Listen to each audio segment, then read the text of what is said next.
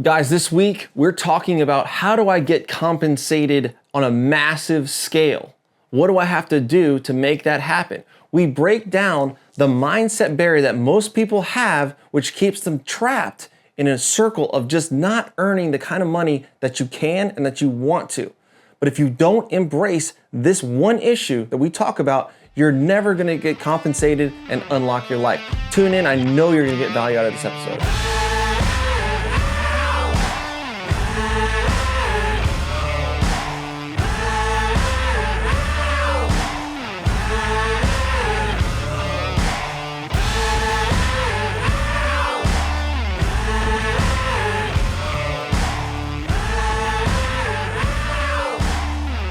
Hello and welcome to Unlock Your Life. I'm your host, Jennings. How big of a problem do you want to solve? Most people, they shy away from problems. They don't want the stress. They don't want the anxiety. They want simple money. They want to put in output X and get Y.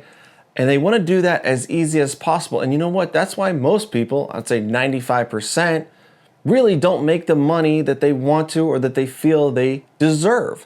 And yet, they're shying away from problems. So if you want money to be simple and you want money to be easy and you want a stress-free life, then you may as well just sell ice cream on the beach and make your wage, because that's not how it works, at least not in my experience. What problems can you solve? I'm gonna break down some problems that I've solved, that I see other people solving, and I just break it down by levels of reward. There's some problems I've solved that are fairly simple. There's some problems I've solved that are somewhat hard, somewhat easy, and some problems that I've solved that are really, really difficult to solve. And every time I have gotten paid in proportion to the difficulty of the problem that I'm solving for the other party, right? The other party that's giving me money. So there are apartment problems.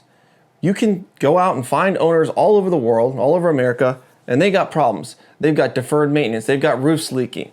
They don't have enough cash flow to keep their properties afloat. Maybe they're struggling even to pay their debt. They've got investors on their back. They've owned the property a long time, and it's just not fun anymore. They're dealing with the headaches of the problems, vacancies, maybe bad managers, embezzlement, property taxes going up, insurance going up.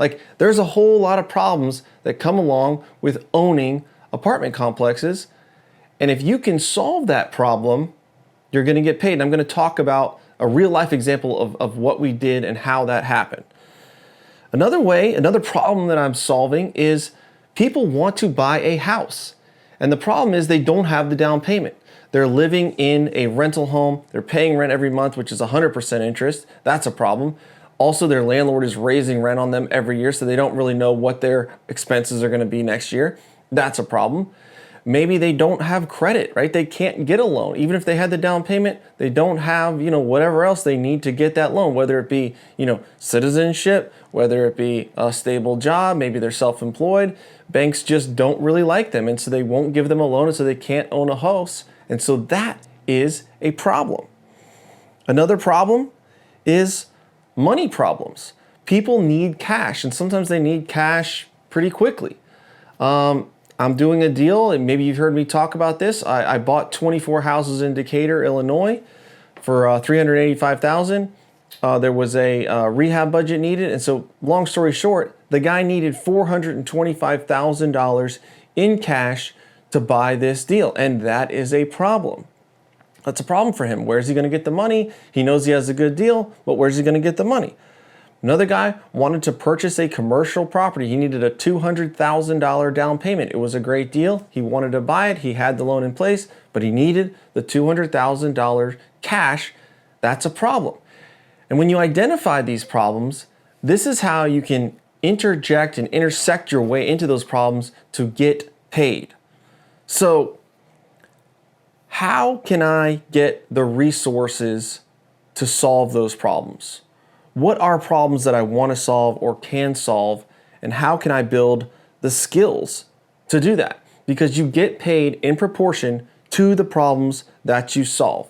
So, gonna go through a list here, guys.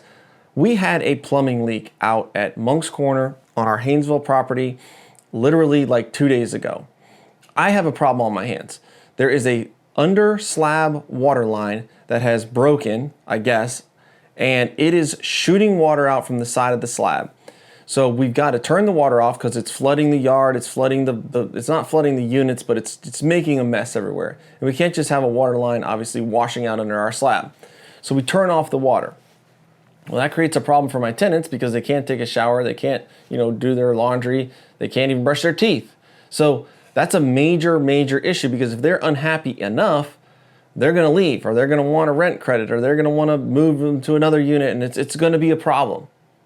So I've got to get on that. So what do? We call a plumber out there, and I go out there with him. I was there this morning, and we see this water gushing out from under the slab, and he knows what he's talking about, right? He has the skills.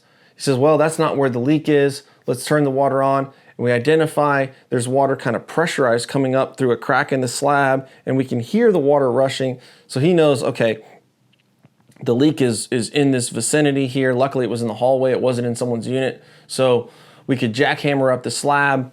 He did do that. He identified the pipe that was leaking. He fixed it with PEX and put the dirt back, put the concrete back. $2,200 I had to pay him to do that, right? So he got compensated for his expertise in knowing how to identify the problem, having the jackhammer, having the tools, having the employees that could fix the pipe and get it back on so that I can get my problem solved, right? I got a problem and I want it solved, and I'm willing to pay to get this problem solved. Now, luckily, it wasn't so big of a problem that it was only $2,200, right? So he got paid in proportion for solving that problem because there's other plumbing companies that can solve this problem. And it's not that bad, and it was able to be solved turnkey within, a day, right? So by the end of the day, we should have that pipe fixed and we should have the water back on. And so he's going to make $2,200 for solving that problem for me. Talking about the down payment problem. Okay, so the first guy who needed the 200 grand, well, he had a house that was worth 350 grand that he could collateralize. So we put a mortgage on that house and we gave him the $200,000 cash, and he went out and he bought his other deal where he needed the 200K down payment. And so for solving that problem for him, he was willing to pay me 18% interest, a point up front, and a 6-month loan. And so I'm going to make whatever that is, 9%, 10% on 200 grand. I'm going to make $20,000. Right, so that was a $20,000 problem that I solved for that guy. If he keeps that loan for 6 months, he's going to end up paying me $20,000. But I solved the problem for him that he can make, maybe 100, maybe 200. I don't know how good of a deal this other deal that he bought was, but hopefully he can, use that capital to make more money, and it's worth the 20 grand that he paid me to borrow that money. And so that was a medium-sized problem. So I didn't get paid $2,200. I got paid $20,000. I got paid 10 times as much as the plumber got paid because I was solving a little bit more difficult of a problem. Not a whole lot of people have 200 grand laying around that they can, within a week or two fund a deal so that he can do his thing, that they're comfortable in putting a mortgage on that. And I have competition too. Maybe there's other hard money lenders that would have done it cheaper or done it faster. I don't know. But he went with me and he got his problem solved because I was able to do that. I was able to be compensated by 20 grand. Okay? Talking about a little bit more complex problem. Let's go to the apartment deal. I'm going to talk about the same deal, Haynesville Apartments in Moncks Corner. You maybe have heard me talk about this, but that owner had a problem. When we went to that owner, half the complex was boarded up. They had half their tenants were not paying, and half was vacant. Like some of these units had never even been finished, right? Quite a few of these units had never been even finished. They'd never gotten the certificate of occupancy. And so there's problems all over the place. I mean, one, the lady's only collecting 25% of the rent of what this complex should be collecting. Number two, she's going to need $1 to $1.5 million to finish out the build, right? To finish out these units that have been abandoned. And she's going to have to go through the municipalities, and she's going to have to get it approved and inspected and on and on and on to get certificates of occupancy so people can actually move in there. Then she's going to have to lease these things up. She's going to have to, get new tenants in and furnish not furnish the units, but get them ready to rent. She's also got taxes on top of that. She's got insurance. I don't think she had a mortgage, but it really was not making her any money. This thing was even with no mortgage, was losing money. So she had a hefty problem on her hands of, I don't want to deal with this anymore. So I came to her and I offered her, she wanted $2.5 million for the property, which seems like a good deal, or it was 73 units or 76 units. But with the condition it was in and the amount of money that it needed, I was not able to just straight up pay her $2.5 million because I would have had to give away a lot of the deal to investors, raise the money, pay them preferred returns and cuts of the deal. And it was just going to be too skinny to do that. For me to do it that way, I would have needed to pay $1.8 million. But I said, if you want $2.5 million for it, I'll give you $1.5 million at closing and you loan me $1 million. That way you get your full $2.5 million, but I don't have to come up with as much cash to do this project. And she agreed to that. So she agreed to that, and we got a loan for the most of the rehab and the purchase price, and then she loaned us back $1 million. So now we had enough money to buy the deal, we had enough money to rehab the deal, and we closed the deal. And so every month for the last 4 years, we've been paying her, $6,000 a month towards her loan, interest only. So we still owe her the $1 million. And now we're on the cusp of the refinance where we're going to get a new loan and cash her out. And what we did was we went in and we rehabbed all those units. We got them online. We got them leased up. Now we're 90% occupied and we can get a much, much better loan. And the property, instead of bringing in $25,000 a month, is now bringing in $75,000 to $80,000 a month. So greatly improved the financials of that building. Plus invested, quite a bit of money into the rehab. And so that is a difficult problem to solve, right? You've got to be able to get that loan. You got to be able to do the work, do the management, do the rehab, get everybody leased up, go to another bank, get that refinanced, pull $1 million out to pay her off. It's a much, much more difficult product. But here's where the reward comes in. The reward is we own that deal 100%. Myself, Yaden, and our partners who helped us get the loan, we don't have any investors in that deal. So we own large pieces of that deal, 25 to 30% each, and that deal got appraised, right? As we're going through this lending process, we went through an appraisal process.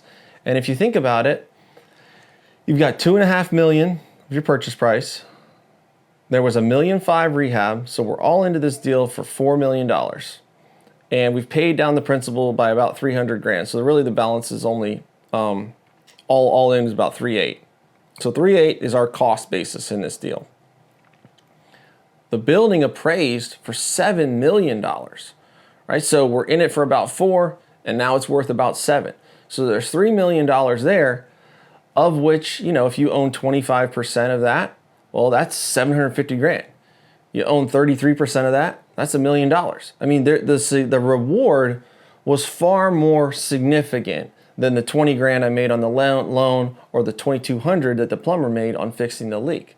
And so if you're following my stream of logic here, if you want to get a $750,000 payday, $1 million payday, $10 million payday, you've got to be able to solve problems that are worth that kind of money, right? That they're that big of a headache to somebody, and there's so few people that can solve that problem that they're willing to pay to do that, right? And so this is where I'm trying to get you out of your comfort zone of stop looking for the easy buck. Stop looking for this is such a simple problem to solve, because if it's super simple, chances are you're not going to get compensated well for it, and there's going to be a lot of competition and other people doing that same problem, solving that same problem.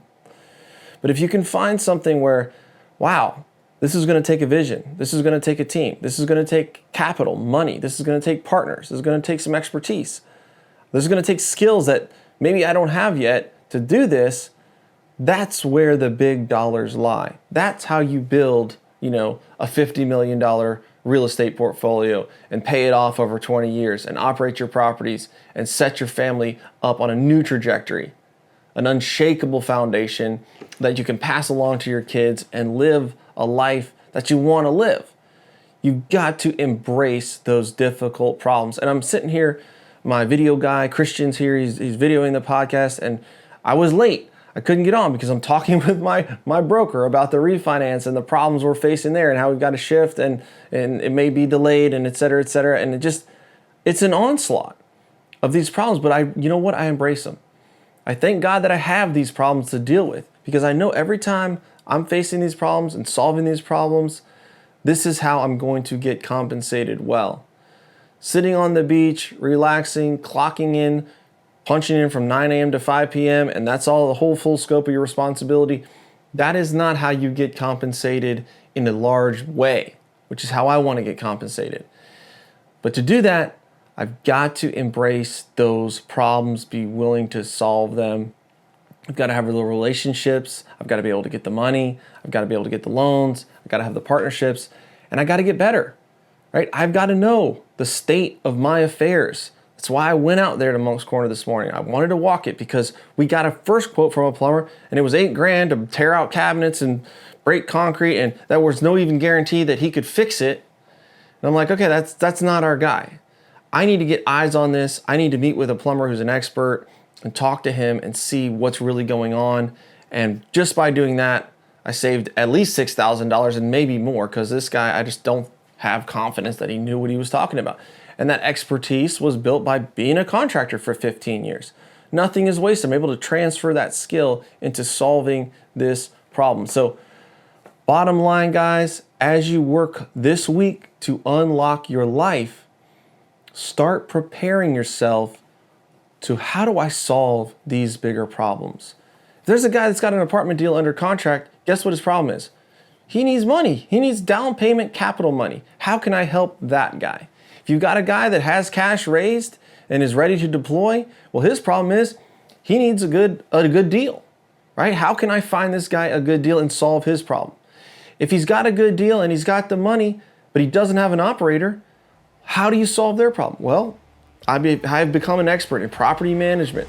I can do this, I can do that. I can help you turn a deal around, and I want a piece of equity in the deal to do that. I can help you make money because I can solve your problem, and you're going to get compensated by that. So how can you make advances towards being the guy who can solve the problem? Become that go-to guy and watch the compensation flow in. All right, guys, have a great week and Merry Christmas and unlock your life. Peace.